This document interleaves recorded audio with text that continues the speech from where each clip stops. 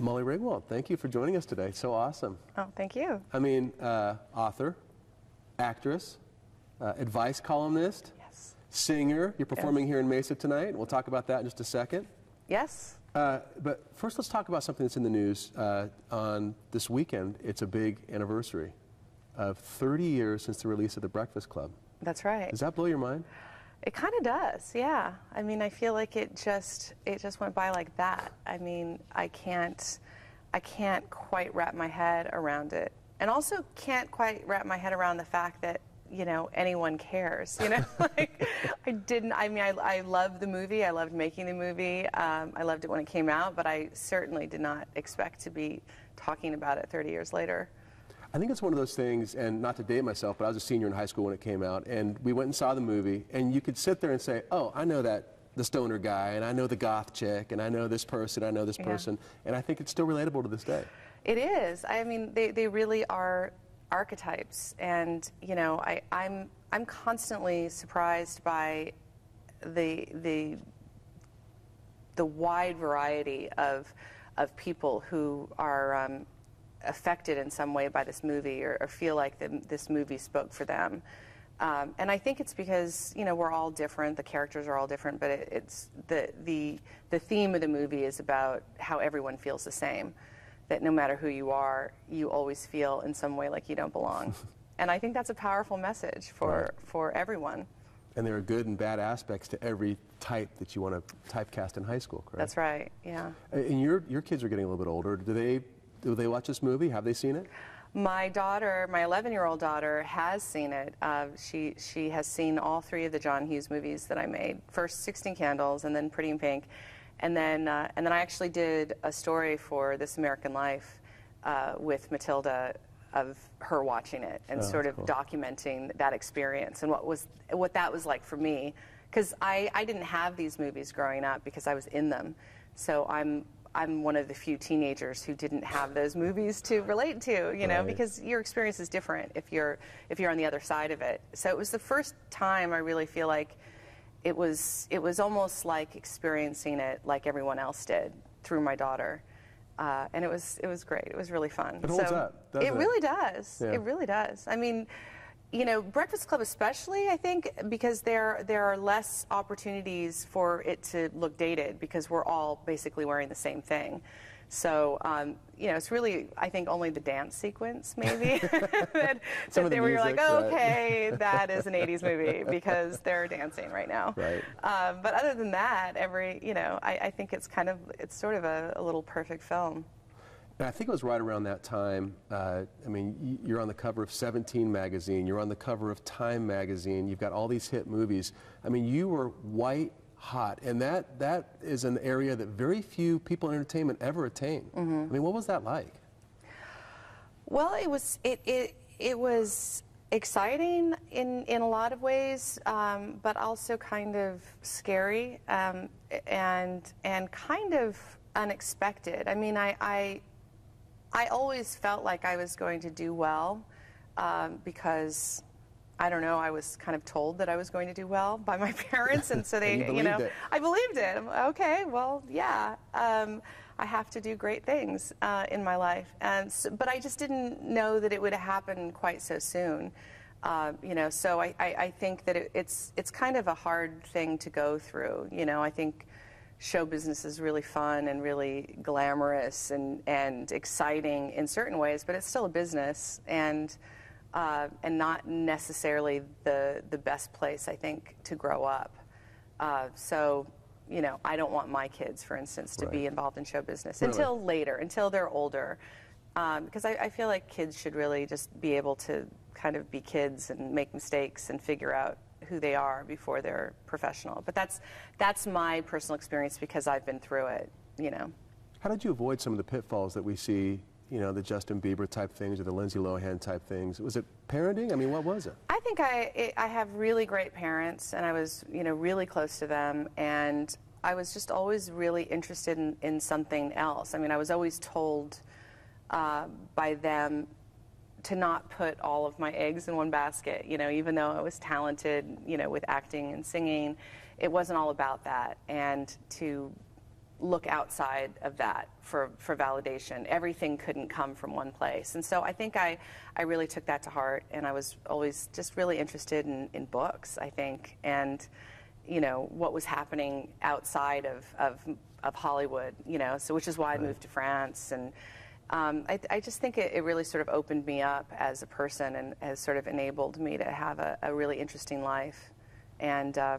And also a longer career, too. You know, Right. I think if you just put everything in one thing, it's just really easy to burn out really fast. And your career is so diversified. I mean, so you're like I said, white hot in acting. You go over to France. I saw a clip of you in some French, was it a television movie or something? You speak fluent French. Well, that's very kind. It sure seemed like it.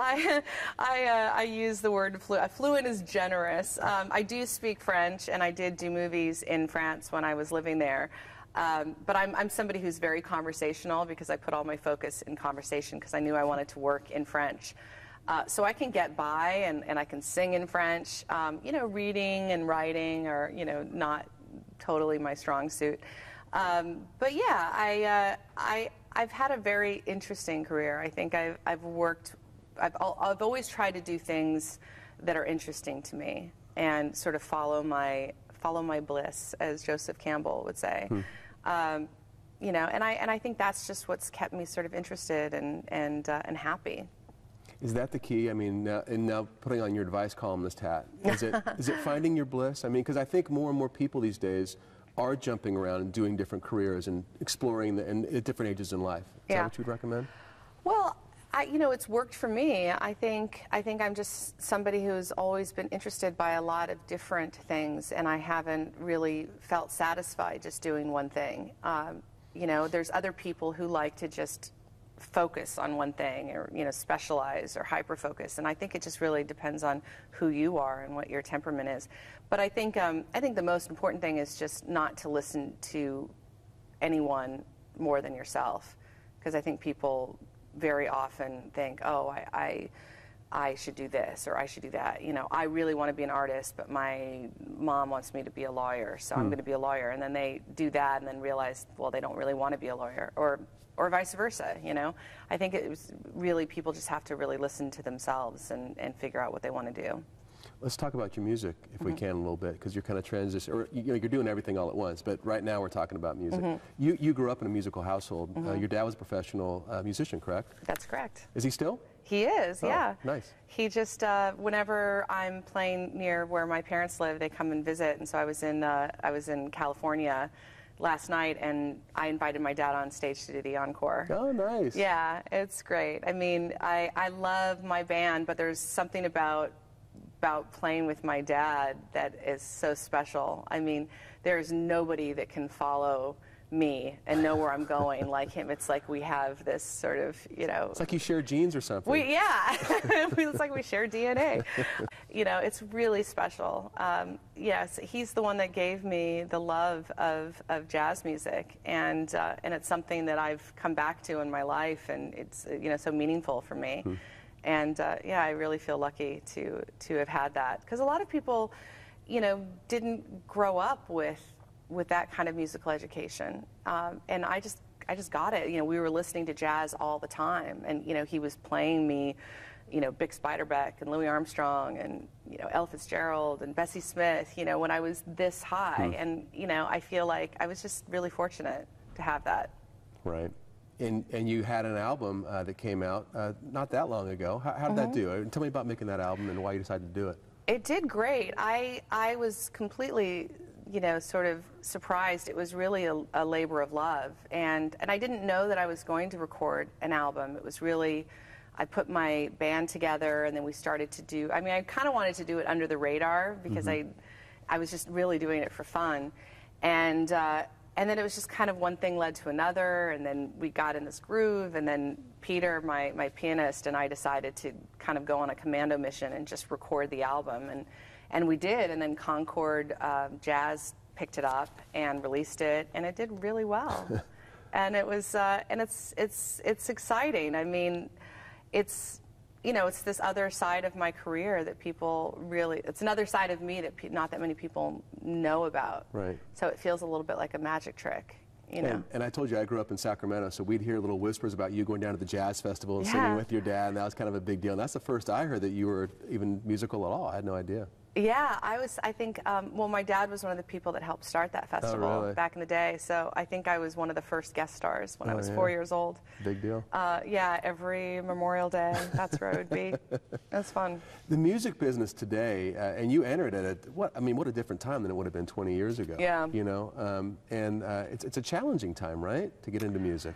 Yeah, I mean, it is, I guess, in some ways. I think it's different, you know. I think, you know, there are challenges, and I think most of them for the artist has to do with everything streaming and the artist not getting revenue for what they're doing.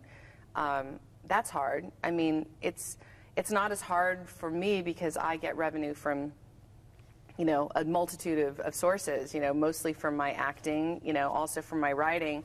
So it's not like I depend on that, but a lot of artists, musical artists, that's what they do, and if they can't make money from what they do, they can't do it. So I think a lot of people don't think about that when they're just basically listening to the artists on Spotify. And I use Spotify, but I use it sort of as a listening station. So I have this rule of if I listen to something more than 3 times, then I have to buy it. Oh, there you go. You know, and that's my honor system. I don't know if that's a model that can actually work and sustain itself, but I think everyone has to sort of figure out how that's going to play out, because it's really not about the record labels anymore. You know, it's just, where have they gone? Well, people don't buy most people don't buy albums in their entirety anymore. They just buy a song, you know, they'll Shazam it and say, oh, I like that. And so you have all these different songs, so people aren't thinking about the whole album as much as they used to. And they really don't need the record labels like they used to, because everybody can sell their own material online. So yeah, it's a completely different time, and I think everybody, it's exciting in some ways, but I think everyone's hasn't quite figured it out yet. No. Tell me about what you're going to do here tomorrow night. Well, it's a great theater, isn't it? This is beautiful. Intimate. Yeah. But still kind of grand. Yeah. Every show that I do is different. There's nothing that's scripted. I have a great band. I'm going to be performing with a quartet. Okay. So piano, bass, drums, and alto sax. And, you know, since it's Valentine's Day, I think probably the theme will be love. And, you know, I can't say they'll be all happy love songs, but, you know, but there'll be a good share of romance. Good deal. Excellent. Yeah. Now, I've got a couple of things I'd like to ask you if I can. We do a how are you going to know, or do you know Molly? So this is kind of a game we play. So I'm going to ask you like either or things. Okay. Okay. Mariah, is this how well I know me? Or? No, this is how well we're going to try to guess what your answers will be. Okay. Okay. Mariah Carey or Taylor Swift? Ooh. Gosh. I'll say Taylor Swift. Boom. Ding. Okay. Red Vines or Skittles?